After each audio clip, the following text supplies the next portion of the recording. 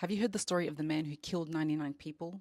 So we briefly just spoke about this in a halaqah I just finished, and it has inspired me to reshare the story with you all. And here it is.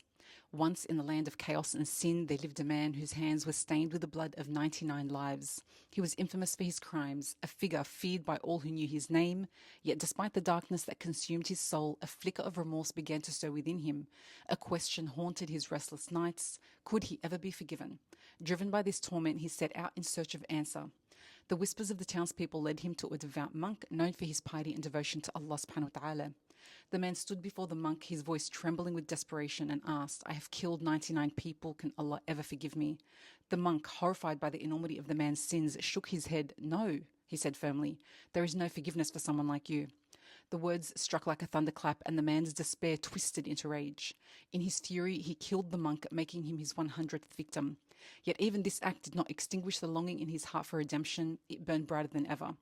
Refusing to give up, he asked the townspeople once more, and this time they directed him to a scholar, someone not just pious, but deeply knowledgeable about Allah's mercy. When the man stood before the scholar, his voice cracked as he confessed, "I have killed 100 people. Is there any hope for me? Can Allah forgive someone like me?" The scholar looked at him, not with judgment, but with understanding. "Yes," he said. "Who can stand between you and the mercy of Allah?" The scholar's words were like water to a parched soul. He explained that true repentance was not just in words but in action.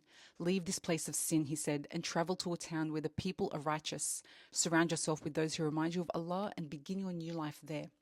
The man, filled with hope, set out on his journey. Each step he took was heavy with the burden of his past, but lightened by the promise of a new beginning. His heart, once clouded with sin, now yearned for Allah's forgiveness. But as fate would have it, before he could reach the righteous town, death claimed him. His lifeless body lay between the two towns, and a dispute arose in the heavens. The angels of mercy descended, declaring, "This man sought Allah's forgiveness with a sincere heart. His soul belongs to us."